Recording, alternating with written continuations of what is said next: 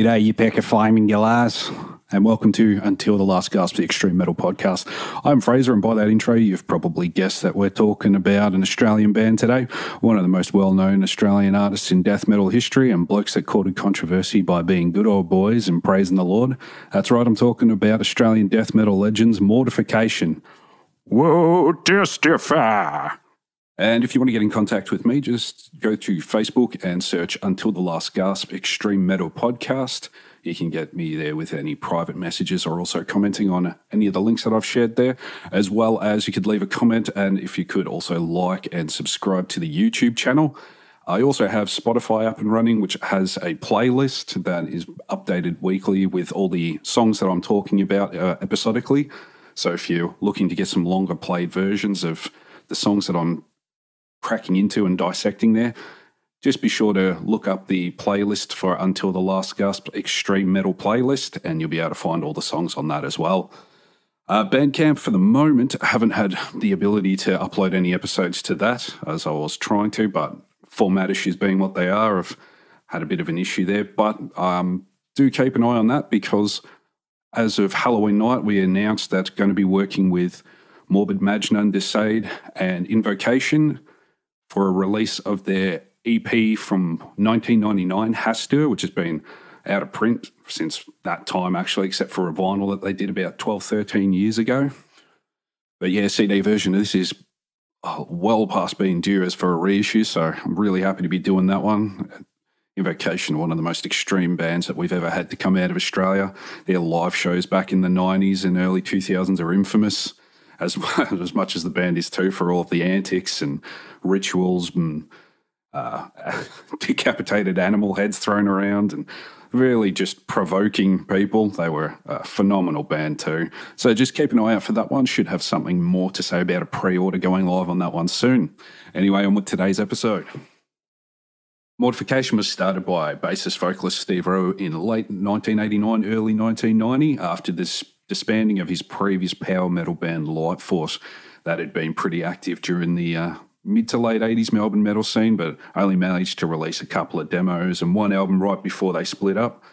Steve had decided with his new band that he wanted to go for a more harder, aggressive style of metal, and so the early incarnation of Mortification, consisting of Steve along with Cameron Hall on guitar and Jason Sherlock on drums, were aiming to take their cues from bands more like Sodom and Creator. But it wasn't too long into the early stages of Morty that they began taking more inspiration from bands like Bolt Thrower, Napalm Death, and other English extreme metal bands and ones from that scene. And it wouldn't be long before those influences would be kind of showing through on their writing as well. During 1990, with a full lineup and a relentless rehearsing schedule, Rowe and Co. would be very quickly into studio to record their first EP called Break the Curse. This recording was a dominantly thrash record, but wouldn't have a wide circulated release until after a first few albums that they'd done around 1994. And unfortunately, Cameron was not long in this band before he exited, and Steve and Jason would be in need of finding another guitarist. This search led them to a young Mick Carlisle, and as they came together to create the now classic lineup, which people now, most fans would consider the quintessential lineup, making it their most successful albums in the band's career as well, and also in the early Melbourne death metal scene, probably some of the biggest albums of that scene at that time too. Steve had been in contact with Daniel Janeca of Modern Invasion Music at this time as well, who had introduced him to Marcus Steiger, the owner of Nuclear Blast, who would end up signing the band for the European region, and the band would also sign a deal with Christian independent label Intense Records for distribution in the United States.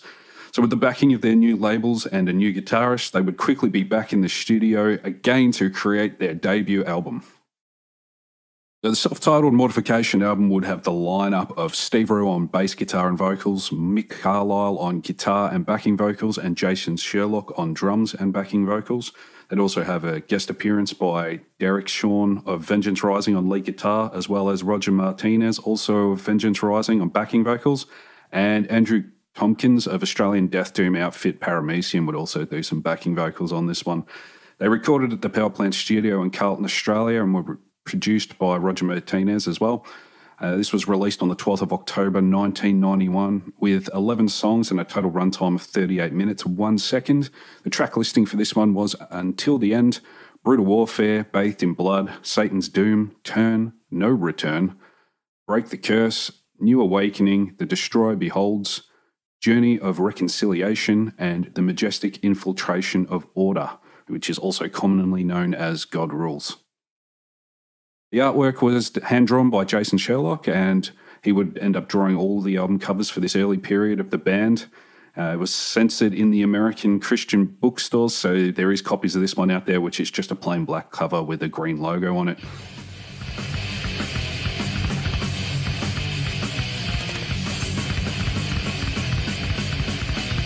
Brutal Warfare.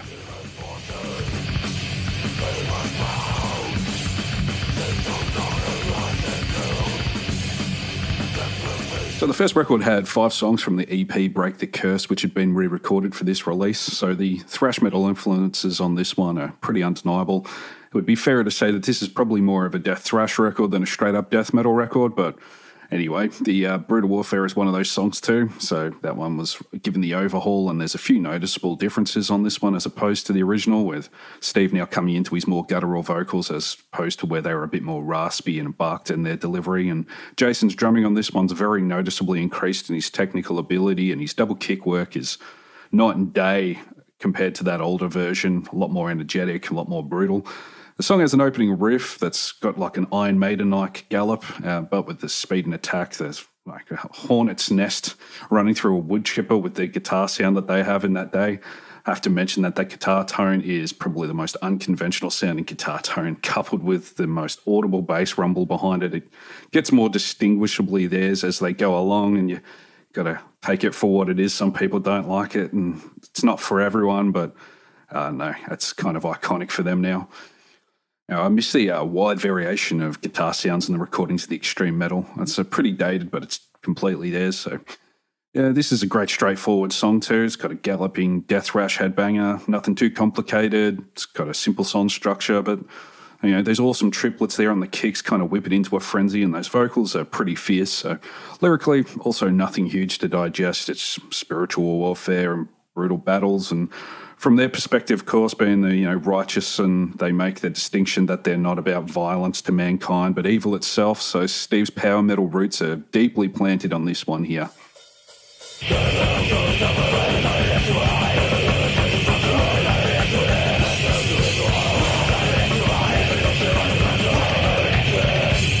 Burn.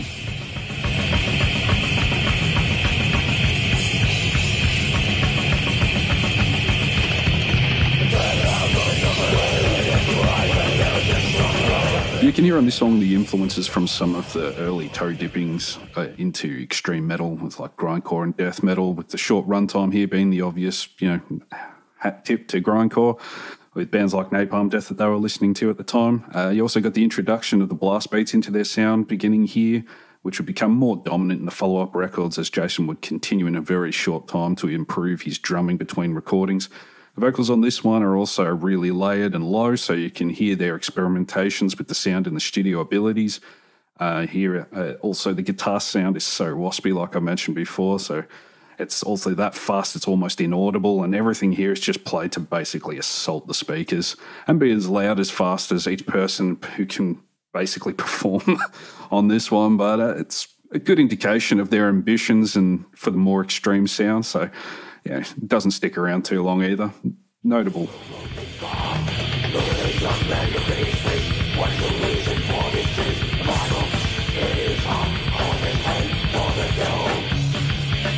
The Destroyer Beholds.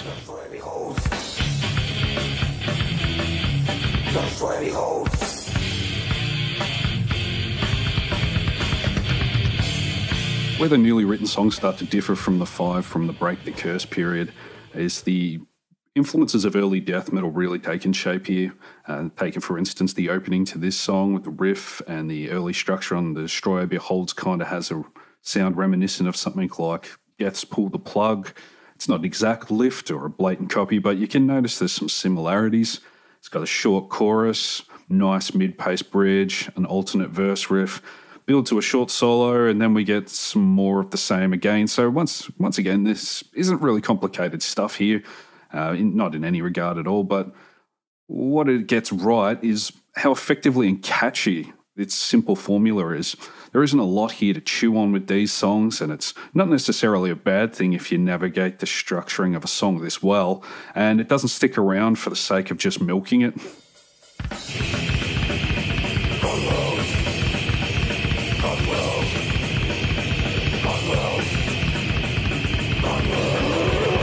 Majestic infiltration of order.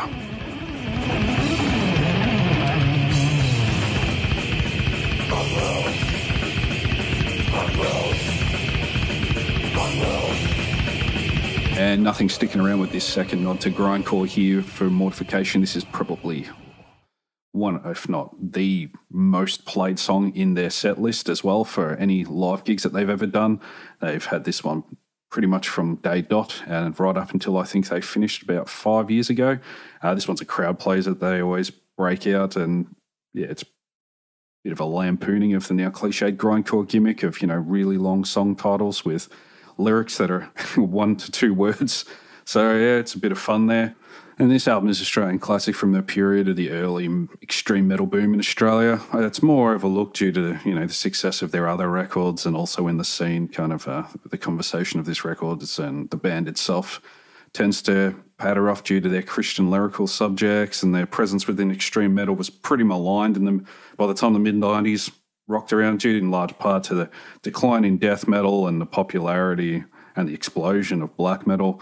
It kind of resulted in a lot of the death threats and abuse towards Steve and members of the band. Also, Nuclear Blast received a bit of attention, and negative attention, I should say.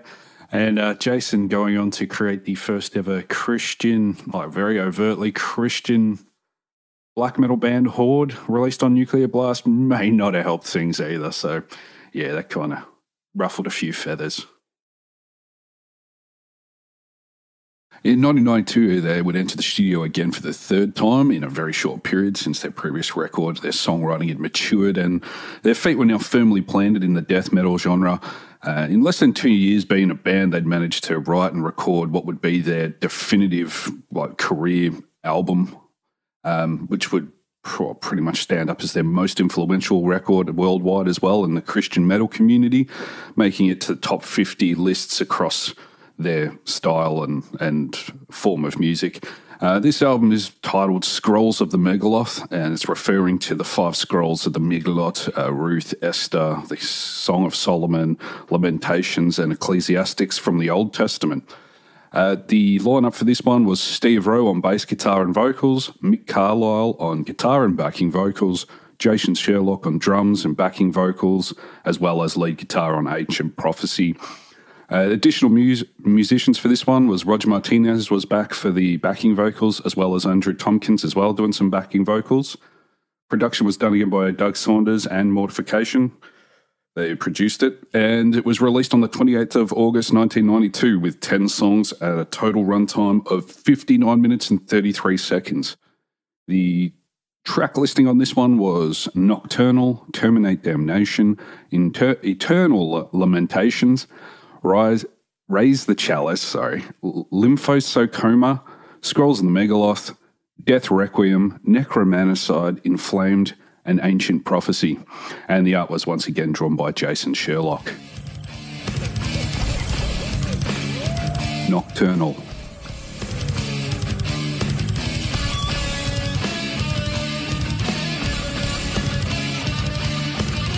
Interestingly enough, these guys would write their songs individually for the most part rather than write them all together as a full band. So what I'm going to try and do here is make a selection of these songs that's picked by each member of the band, trying to highlight their styles and what each one of them brought element-wise to this album. Nocturnal was written by Steve Rowe. So what we get here, well, to begin with the album, was that kind of atmosphere building of a 90s fusion of canned sounds and animal noises and insects in the night and a frog. You know, an odd choice, but I still find it a bit weird that Kermit makes a little croak in there. The riffing that comes in after that does a good job of building the intensity, and the trim-picked riff has a good amount of menace in there. It's got our old brittle, fuzzy wasp nest wood chipper guitar tone back in there, and you may need a few listens to get used to it in a day where production is now so full, but like I said, it grows on you. It's unmistakably Morty. What we get into the verses is a mixture of 2 distinct parts in Steve's writing arsenal, that kind of trem speed picking with the really fast downstroke and upstroke. And then you also have the Maiden-esque style gallop that Steve loves to use. He loves those galloping riffs, old Rowie. For less, what would we say from Maiden on a previous record with that kind of Maiden-esque style thing? This time it's kind of got a bit more of a bludgeoning, brutal death metal style to it with a bit more of a simplicity. And Steve's vocals on this record are really, really heavy this time. He's not a big guy either, so you kind of wonder where he keeps that voice in such a small frame. But yeah, small things are big things in small packages, I guess you'd say. This song is a successor of elements to some of Steve's previous songs like Brutal Warfare, but this time I guess it's got a giant caveman balls or something because it's a great opener and nothing too flash with the song structure once again, but still very solid for an opener.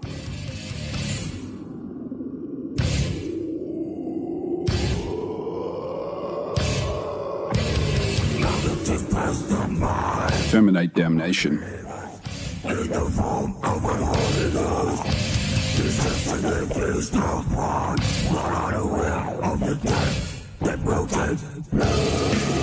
Terminate Damnation is a contribution to this album by Jason Sherlock, and he swings straight for the fences with this one right away. You can see the improvement in his playing. He's got blast beats through this intro, and the extreme and death metal influences are in full force in this one, and it sounds awesome.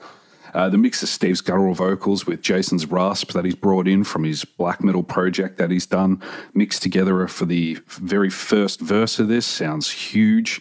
And, it won him no favours doing the black metal thing, but it definitely is a working element in this that sounds great. The song has great use of tempo changes as well, going from neck-snapping speeds with blasting to these pummeling, weighty riffs that build back to this kind of windmill-worthy headbanger that's driven home perfectly with Jason's drumming. The vocal delivery on this is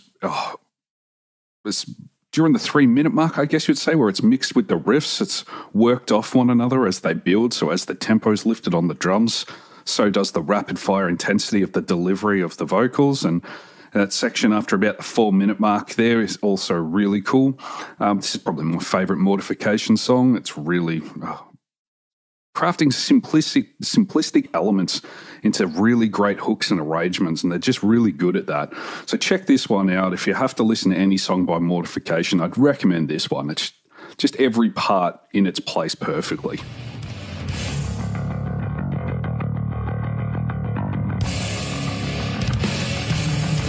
Death Requiem.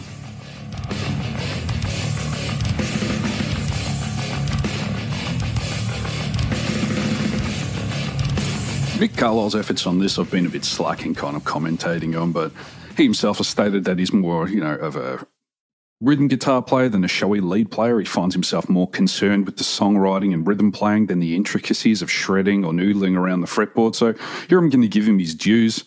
Could have chosen Internal Lamentation, which is faster, but on a record where fast is kind of the modus operandi, I'm going to go with a more concept-heavy song. So that's where I've kind of chosen Death Requiem, as it's just more of a standout. Starting with this great obituary-style stomping riff that leads into some really good mid-pace catchy riffing and doom-laden midsection. There's also a spoken word layered part in here with screams that tells the story of a deceased person being damned and burned in the afterlife as his friends and family are trying to console each other around his, his tombstone, or as they're lowering his body into the ground. And, mixed songs tend to have that running theme of a tormented and, the dread of a damned soul in the afterlife, which is, this one's probably his best for that. Fans of the band are probably thinking at this point too, you skip past Scrolls, how can you skip past Scrolls? Well, fear not.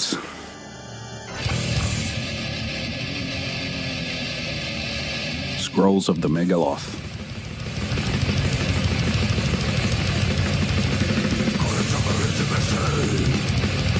The fan favourite and title track of Scrolls of the Megaloth is Steve's full embracing of grindcore and extreme metal. Fast is an understatement, and they swing into this one so fast they could lap the Millennium Falcon, if you catch my drift. Nothing technically different in this song. Once again, though, it's a workout for the picking hand stamina, and we all know how you can build that up. Practice. What are you thinking, you sinner? Jason also has an alternative power source like nothing else on this one with his blast. I mean, he could probably power California with the amount of energy he's putting into this performance. It's unreal, good playing. Nothing technical on the guitar to mention here, but there's some solid speedy chops, and this album is a death metal classic here in Australia. I know it's not as revered as, say, your Altars of Madnesses or, Cause of Deaths or Pierced from Withins, but it was a landmark here in Australia and especially in Melbourne. And, I still love this record. I have it on a regular rotation every time I'm trying to listen to some true blue, fair income Australian heavy metal cover. So, give it a shot. If you haven't heard this one before, now it's nearly 30 years old, so it still stands a test of time, production and guitar tone withheld. But classic one. Give it a go. Next, we have the trilogy, the very last in the classic Mortification lineup, and it was also their fourth time in the studio in 3 years, so they're a pretty prolific bunch of blokes back in the day. This one was called Momentary Affliction. It had Steve Rowe returned on bass and vocals, also Mick Carlisle returning for guitar, Jason Sherlock's last performance on the drums for Mortification. The production was handled by Doug Sanders and Marcus Steiger, and it was recorded in 1993 and released that same year. Had 14 tracks with a total runtime of 50 minutes and 48 seconds. The track listing for this one was Illusion from the Valley of Darkness, From the Valley of the Shadows, Human Condition, Distarnished Priest, Black Lion of the Mind, Grind Planetarium, Pride Sanitarium, Reprise, Overseer, This Momentary Affliction, Flight of Victory, Impulsation, Liquid Assets, Vital Fluids, and The Sea of Forgetfulness. The American version of this one had the cover by Jason Sherlock, whereas the European one had an alternate cover, which has become pretty well talked about in the last few years, as it has two towers that have collapsed with a police officer searching the rubble and a Statue of Liberty in the background. So it's got a quite eerie comparative vision to what the events of September 11. So it's been cause for some kind of weird discussions online, but as you could pretty much guess, it's merely coincidental, but very interesting that it would have that. From the Valley of the Shadows. What is truth, I ask myself. So at the start of this third record, we're given a song that could easily come off the Scrolls of the Megaloth record. A lot more mid-paced as it starts, but we notice the production on this one too is probably going to be the best production that they end up ever having. The bass sound on this is enormous. The song kind of cruises along till it hits this chorus, and that's when you kick in with those blast beats. And Steve's vocals on this one are really ferocious. It's probably not as heavy and guttural as his performance on Scrolls, but it's a very aggressive delivery, so it's not a knock. It's just slightly different performance here. The guitar sound is far clearer this time as well, and we do get some sort of a solo, albeit a slightly speedy mess, but hey, give him a few points for trying there. Nothing deviates from the formula on here, and nothing really stands out too much compared to their older writing, so it's pretty much fine as it goes.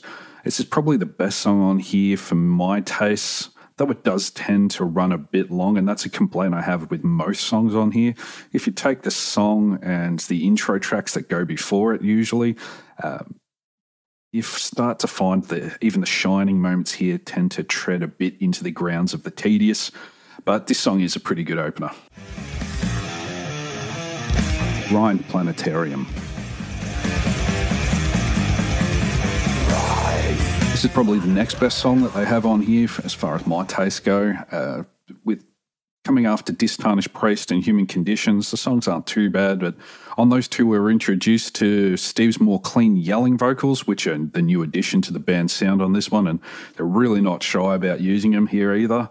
After the opening, we get them pretty much in every subsequent song, and it's not too bad. It's just a bit of an odd choice when you compare it to the, backing raspy vocals they had on the previous records with Jason. The feeling on this record is like they're aiming to do something a bit ahead of the game here. The riffs are different, and it's pretty cool. Bit of a janky verse riff that's kind of almost what you would say akin to something out of the mid-period of Death, but in a far more simpler Mortification style. Cool song, though. The most memorable song on this one, possibly, just because, the catch on there, the riffs and all that. On the right day, this could possibly even be my favourite song off this one. does feel that it's, landed with its runtime pretty much perfectly, coming in at that, under 5 minute mark. Got that little short intro before here as well. So, best balance on this one with their new ambitious sound coupled with their tried and true death metal sound here with the grindcore mix from the previous outings. Another lead line on this one that fares far better than the one off the previous song. It's nothing flash though. It's just a melodic hook that kind of gets stuck in the back of your head.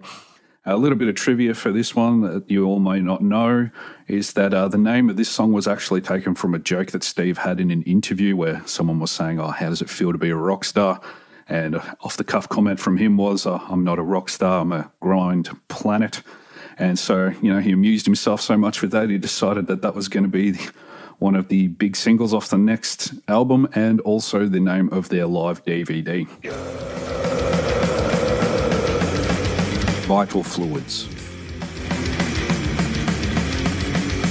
The song has some strange elements working off one another here. We kind of start off with those real grind-heavy intro verses, and that becomes kind of a bit of a throwback snippet later on, which is sandwiched in between some kind of mid-paced, ploddy, dare I call them thrashy riffs. That's kind of a stretch, I guess, but I'm going to have to go with that. It's the best way I can represent it. The ideas seem to be aiming for the realm of something more progressive, but I don't know how much of them really come together. And for my ear, I'm kind of pulling for that more old school, simpler, fatter Mortification sound, but here we're kind of a bit adrift in a sea of progressive thrash, and I don't know, I'm just really clinging on to those ideas that were kind of perfected with Scrolls of the Megaloth and hope for a return to that, but at this point in the album, we've kind of come too far to go back now. So that's the trilogy there for Mortification. I mean, as the 90s drew to a close for them, they would kind of strip away their death and grindcore sound piece by piece. We also had Steve have his well-documented battle with cancer during the 90s, so they still kept pretty prolific, but moved more back to his kind of power metal roots, I guess you would say. Now for something a bit more current, I'm going to look into Supernatural Elimination, which are a Ghostbusters-themed two-piece coming out of Downingtown, Pennsylvania.